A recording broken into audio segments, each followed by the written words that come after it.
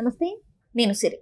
త్వరలో జూనియర్ ఎన్టీఆర్ గారు అయితే తన అభిమానులతోని భేటీ కానున్నారని ఒక వార్త అయితే హల్చల్ అవుతుంది. మరి ఇందులో ఎంతవరకు వాస్తవం ఉంది? ఒకవేళ భేటీ కనుక అయితే దేనికోసం? ఈ అంశాన్ని మనకి వివరించడానికి మనతో పాటు ఉన్నారు ప్రముఖ సీనియర్ జర్నలిస్ట్ జగదేవ్ గారు. నమస్కారం సార్. నమస్తే సార్, ఇప్పుడు చూస్తుంటే జూనియర్ ఎన్టీఆర్ గారు అసలు అంటే కొన్ని రోజుల నుంచి ప్రీ రిలీజ్ ఈవెంట్స్కే కానీ ఏదైనా కూడా అయినప్పుడు జాగ్రత్తలు చెప్తూ ఉంటారు. నార్మల్గా ఇంటికి క్షేమంగా వెళ్ళండి అది అని చెప్పేస్తూ ఉంటారు. కానీ చాలా వరకు మీటింగ్స్ అయితే తగ్గిపోయినాయి అభిమానులతో. కానీ సడన్ గా ఒక వార్త అయితే వెలుగులోకి వచ్చింది. అది ఏంటంటే జూనియర్ ఎన్టీఆర్ గారు త్వరలో అతని అభిమానులతోనే ఒక భేటీ అయితే కానున్నారని. మరి ఈ భేటీ సడన్ గా ఎందుకు? అంటే సినిమాలు కూడా ఇప్పుడు ఏం తన రిలీజ్కి లేవు. మరి దేనికోసం ఈ మీటింగ్? దీని వెనకాల ఏమన్నా కథ ఉందంటారా? కథ ఉండడం అంటే మీరు అన్నట్టు RRR 22లో ఎప్పుడు వచ్చింది కదా. సో తర్వాత దేవరా వచ్చింది. దేవరా వచ్చినా కూడా ఎందుకో మన నోవాటెల్ ఎక్కడో అనుకున్నారు. తర్వాత అనివార్య కారణాల వల్ల సగనంగా క్యాన్సిల్ చేయడం, అభిమానులు ఆవేశంతో ఊపే కుర్చీలు బెంచీలు అని తగలబెట్టడం, ఎరగొట్టడం అని చేశారు. సో ఆ తర్వాత ఎందుకో జూనియర్ ఎన్టీఆర్ గారు కొద్దిగా అభిమానులకు దూరం అయ్యారు. ఈవెన్ రామ్ చరణ్ కూడా ఆల్మోస్ట్ ఇండివిజువల్గా వచ్చిన సినిమా గేమ్ చేంజర్తో ఆయన అలాగే ఫీల్ అయ్యాడు. అయితే ఇక్కడ ఎన్టీఆర్ మీరు అన్నట్టు సందర్భం లేకుండా, సినిమా ఈవెంట్లు కాకుండా ఫ్యాన్స్తో ముఖాముఖి లేదంటే ఫ్యాన్స్తో ఎందుకు కలవాలనుకుంటున్నారంటే రెండు రీజన్స్ ఉన్నాయి. ఒకటి తెర మీద కనిపించే రీజన్ ఏంటంటే రీసెంట్గా ఒక అమ్మాయి ఎవరో క్యాన్సర్ పేషెంట్ అమ్మాయి అబ్బాయో చివరిసారిగా ఎన్టీఆర్ని కలవాలనుకుంటున్నారు అనేది, ఆయన వెళ్ళి కలవాలనుకుంటున్నాడు. అదొకటి.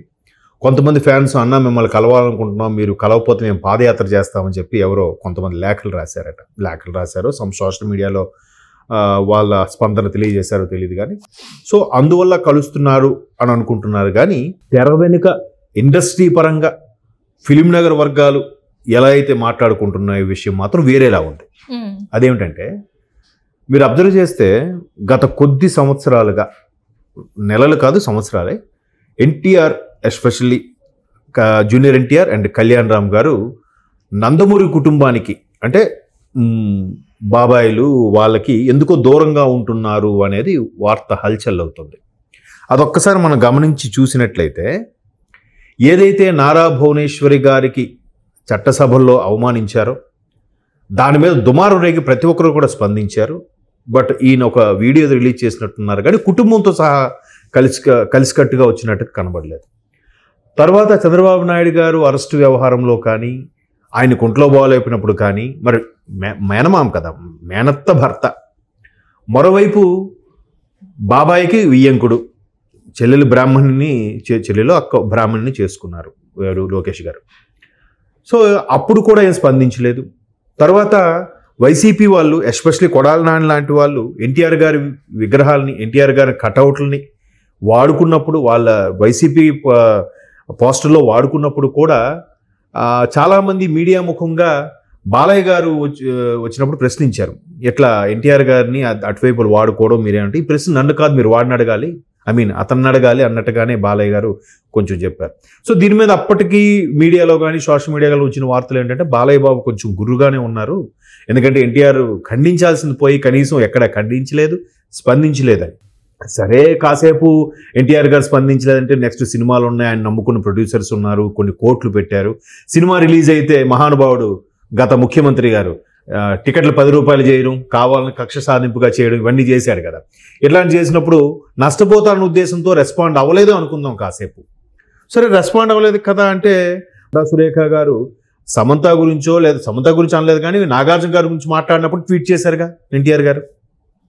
మరి ఇక్కడ ఆ ఇండస్ట్రీ గురించి అలా మాట్లాడినప్పుడు ట్వీట్ చేసి స్పందించిన వ్యక్తి అక్కడ ఆయన విగ్రహాలు వాడుకోవడంలో కానీ, లేదా ఆయన పోస్టర్లను వాడుకోవడంలో కానీ, లేదంటే వాళ్ళ కుటుంబ సభ్యులకి అవహేళనగా మాట్లాడినప్పుడు కానీ ఎందుకు ఎవరు స్పందించలేదు? ఎందుకు ఎన్టీఆర్ గారు స్పందించలేదు అనేది చాలామందిలో ఒక క్వశ్చన్ మార్క్.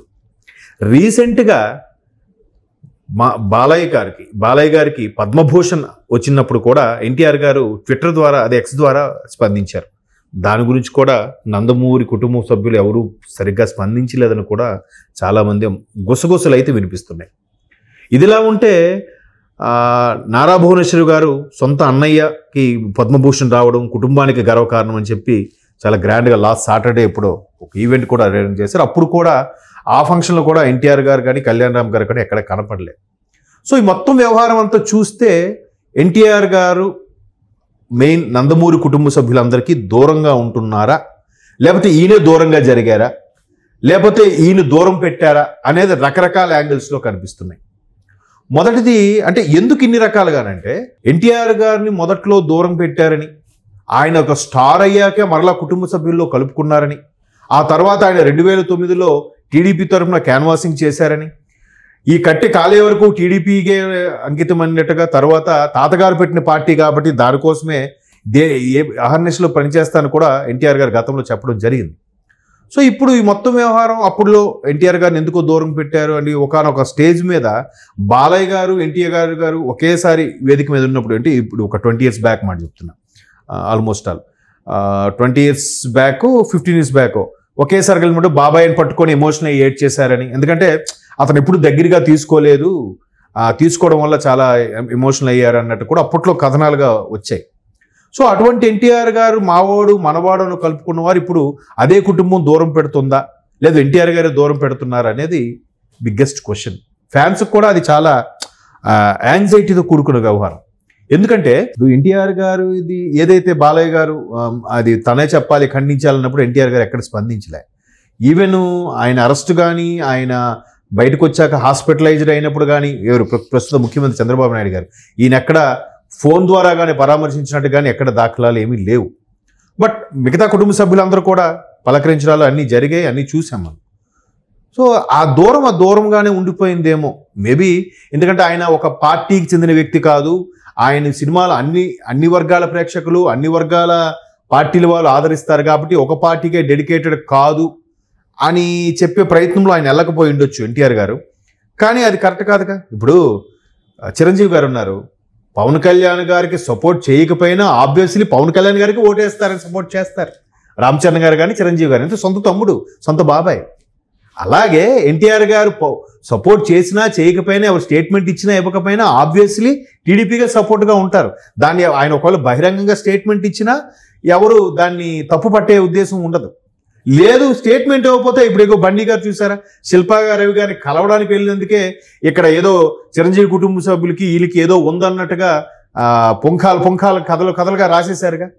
సోషల్ మీడియాలో కూడా అదే మనం చూసాం కదా. సో ఇప్పుడు ఈయన కూడా స్పందించకపోవడం వల్ల ఓహో వీళ్ళకి గ్యాప్ ఉంది, ఎడబాటు ఉంది, వీళ్ళని దూరం పెడుతున్నారు, లేదా వీళ్ళే దూరం జరుగుతున్నారు, వీళ్ళు సినిమాల మీద సినిమాలు చేసుకెళ్ళిపోతున్నారు తప్ప కుటుంబాన్ని పట్టించుకోవట్లేదు అని రకరకాలుగా ఎవడు వెర్షన్లో వాడు చెప్పుకెళ్ళిపోతున్నాడు. సో ఇవన్నిటినీ దృష్టిలో పెట్టుకొని నేను ఫ్యాన్స్కు దూరం అయ్యాను, లేదు అవేవి కాదు నేను నా వృత్తి ధర్మరీత్యా దూరం అయ్యాను అని చెప్పే దాంట్లో ఫ్యాన్స్తో కలవబోతున్నాడా, లేదా రజనీకాంత్ గారు ఒకప్పుడు ఫ్యాన్స్తో మీటింగ్ పెట్టి రాజకీయాల్లోకి రావాలా వద్దా అని అభిప్రాయం అడిగారు. మేబీ రజనీకాంత్ గారు ఈయన కూడా ఫ్యాన్స్ పెట్టిన తర్వాత అభిమానులకి నేను రాజకీయాలకు రావాలా వద్దా అని అడిగే ప్రయత్నం చేస్తారేమో తెలీదు. బట్ ఫ్యాన్స్ని కలుస్తాను అనే కోణంలోనే బయటకు వచ్చి తన యొక్క అభిప్రాయాన్ని లేదా తనకి కుటుంబ సభ్యులతో ఉన్న అనుబంధాన్ని కూడా బయటికి డిక్లేర్ చేయొచ్చు అని నా అభిప్రాయం. చూద్దాం మరి ఆ రోజు రానే వస్తే ఎలా మాట్లాడతారన్నది అందరితో పాటు నేను ఆతృతగా ఎదురు చూస్తున్నాను. Right sir, thank you so much. Thanks.